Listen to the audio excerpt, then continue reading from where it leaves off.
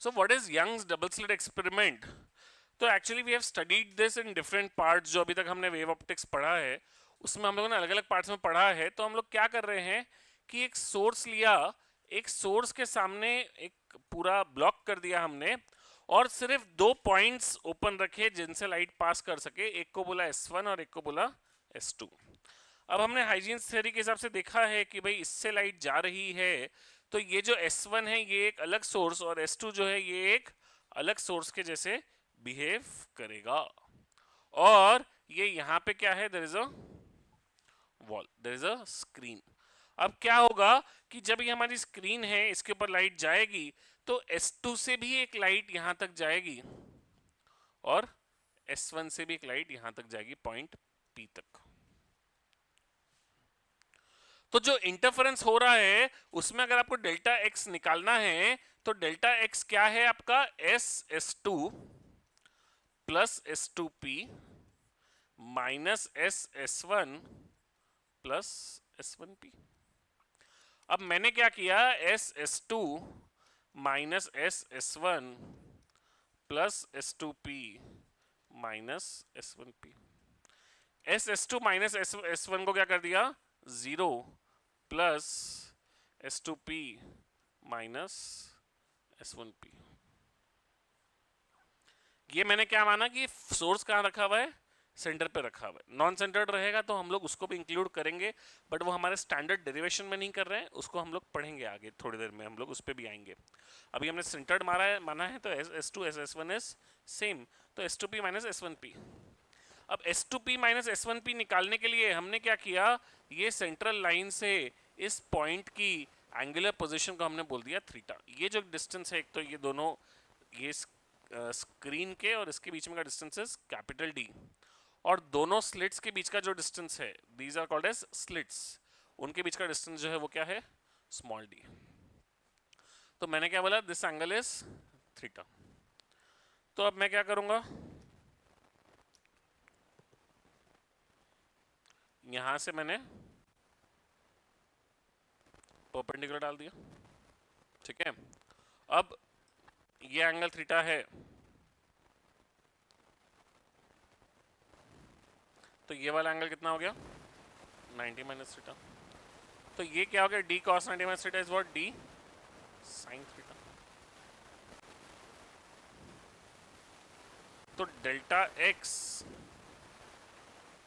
Is equals to d sin theta, S2P minus S1P which is delta x which is equals to d, ये d cos 90 minus theta is what, d sin theta. ठीक है, हमारी condition क्या है, capital D is much much greater than small d.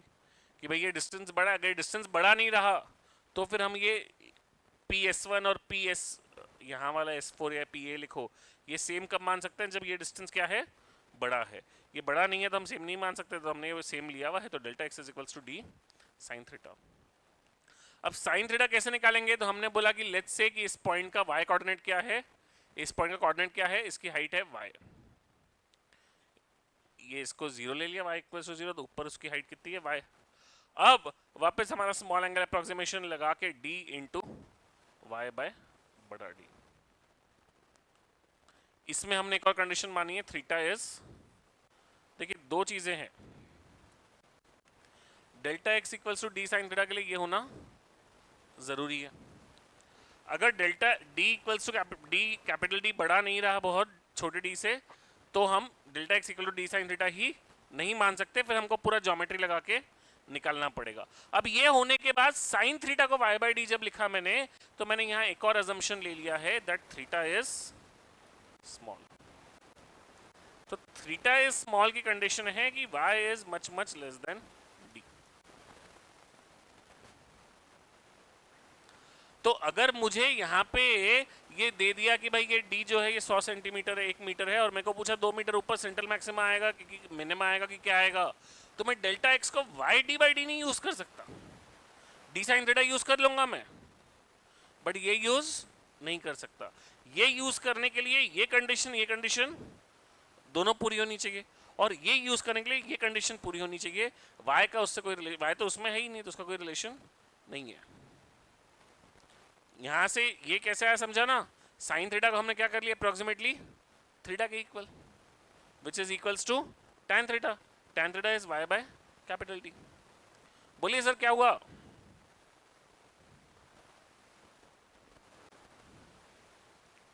ये theta है, हमने बोला कि इसका जो ये एंगल है तो वैसे ही हॉरिजॉन्टल लाइन बनाई तो ये भी एंगल कितना हो गया थीटा। जैसे अभी तक कर रहे थे हम लोग कि तीनों भी इससे एंगल क्या ले रहे थे, सेम ले रहे थे। ठीक है, क्लियर? तो ये हो गया हमारा delta x y d by D.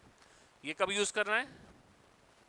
जब y is small as compare to capital D, तो हम ये सीधा यूज कर सकते हैं। और अगर y स्मॉल नहीं रहा तो हम इसको सीधा यूज नहीं कर सकते। क्लियर है सबको? अब position of dark and bright fringe, तो हमारा डेल्टा एक्स ओरिजिनली क्या आया था, डी साइन थीटा। इसको मैं इक्वल्स टू एन लैम्बडा कर दूंगा, तो sine theta equals to n lambda by d. These are the positions for bright fringe, and sin theta will be equals to y by d if y is much less than d. So this is equals to n lambda by d. तो y equals to n lambda, अरे sorry my bad, बोलूं मैं,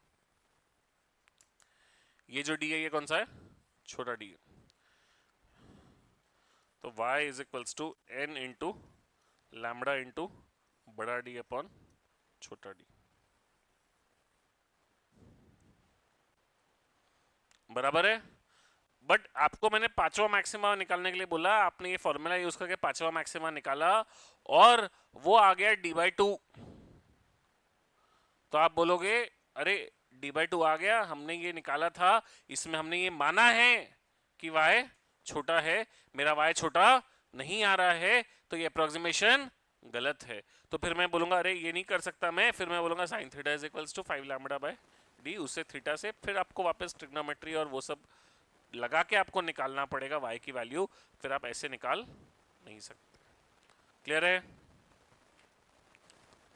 होता क्या है, अभी हम questions करेंगे ना, तो ये वाला पार्ट हम लोग बहुत कम यूज करते हैं।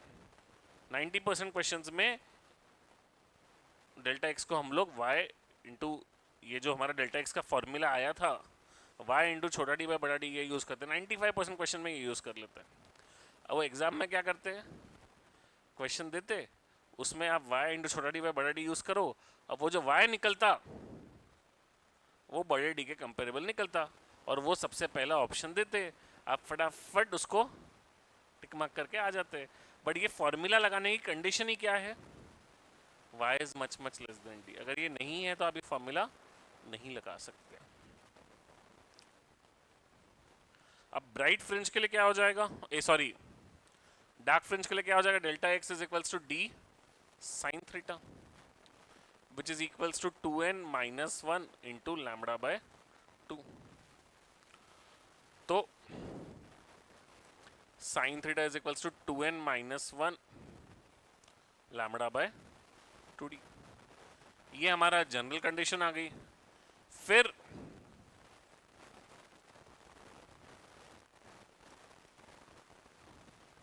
हमने बोला if y is much less than d,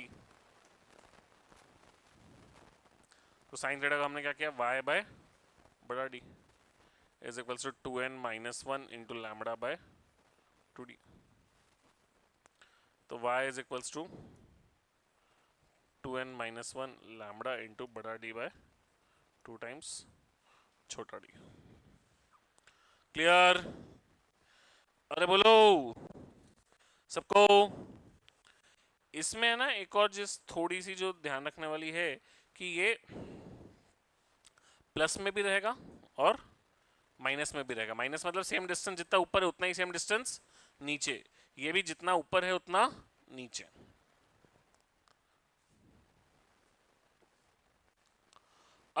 अगली चीज जो हमको देखनी है that is fringe width. Fringe width का मतलब क्या है कि जैसे हमने बोला कि हमारे स्क्रीन पे nth मैक्सिमा आया और फिर n प्लस वनथ मैक्सिमा जहां आया, इन दोनों के बीच का जो डिस्टेंस है that is the fringe width. दो कॉन्जिक्यूटिव मैक्सिमास के बीच का डिस्टेंस। अब हमारा मैक्सिमा कहाँ आता, तो y n plus one maxima लेके आना है मुझे। तो मैं y को देखूंगा तो मैं क्या करूंगा, n plus one lambda into बड़ा डी बाय छोटा डी। nth मैक्सिमा के लिए n इंटू लैम्बडा इंटू बड़ा डी बाय छोटा D. Fringe width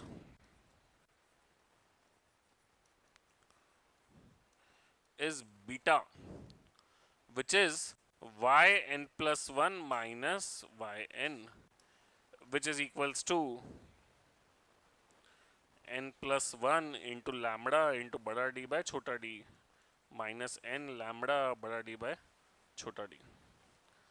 So lambda into बड़ा d by छोटा d n plus 1 minus n, which is lambda into बड़ा d by छोटा d. This is the fringe width.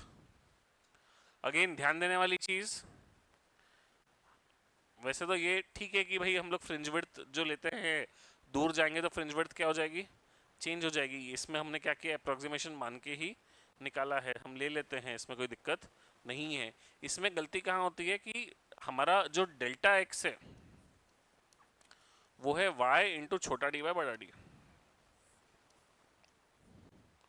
Fringe width में जो है वो लैम्बडा इंटू बड़ा डी बाय छोटा डी है। फॉर्मूला पुट करते समय बहुत बार उसमें छोटा डी बाय बड़ा डी पुट करने की काफ़ी लोग गलती करते हैं। तो फ्रिंज विड्थ जब आप फॉर्मूला यूज याद करके यूज करते हैं डायरेक्टली काफ़ी बार, तो लैम्बडा इंटू बड़ा डी बाय छोटा डी, ये हमारी क्या है, फ्रिंज विड्थ है। और डेल्टा एक्स क्या है, y इंटू छोटा डी बाय बड़ा डी है। क्लियर है सबको?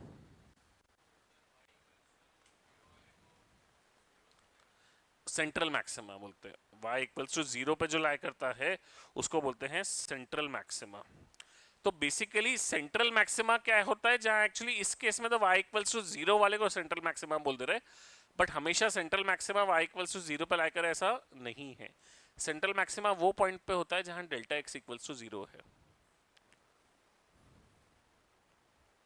जहां पे भी डेल्टा x इक्वल्स टू 0 है उसको क्या बोलते हैं, सेंट्रल मैक्सिमा। कौन से केसेस में central maxima y equal to 0 पे लाई नहीं करेगा, ये हम थोड़ी देर में आएंगे उसके ऊपर। जब हम थोड़े से YDSC के केसेस में जाएंगे तो हम लोग आएंगे। अभी हम स्टैंडर्ड केस में बात कर रहे हैं, तो स्टैंडर्ड केस में सेंटर पे y इक्वल्स टू क्या होता है, 0, डेल्टा x भी क्या होता है वहां पे 0, तो वहां कौन सा लाई करता है, सेंट्रल मैक्सिमा।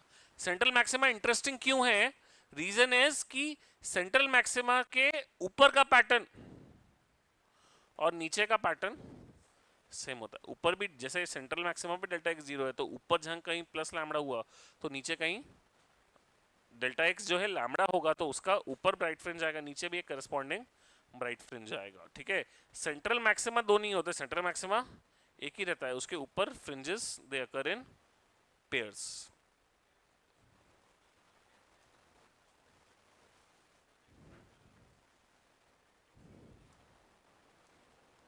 वो लोकेटेड एट द सेंटर वाला लिया था हम लोगों ने, वो यानी उसमें यही है ना, इसमें पूछा है कोई और है?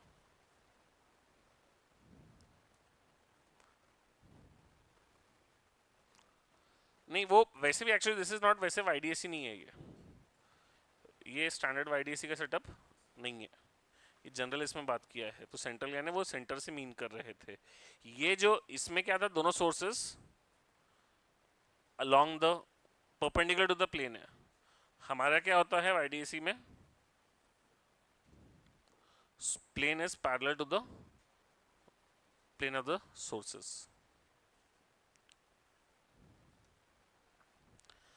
एंगुलर फ्रिंज विड्थ क्या होता है, दोनों के बीच का एंगल। तो angular fringe width is what, beta upon बड़ा D, which is equals to lambda into बड़ा डी अपॉन छोटा डी डिवाइडेड बाय बड़ा D which is lambda by छोटा डी.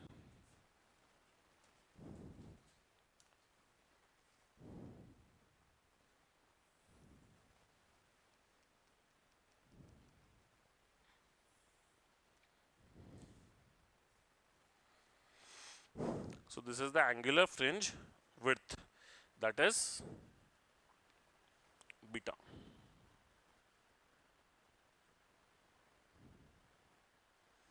क्लियर है सबको?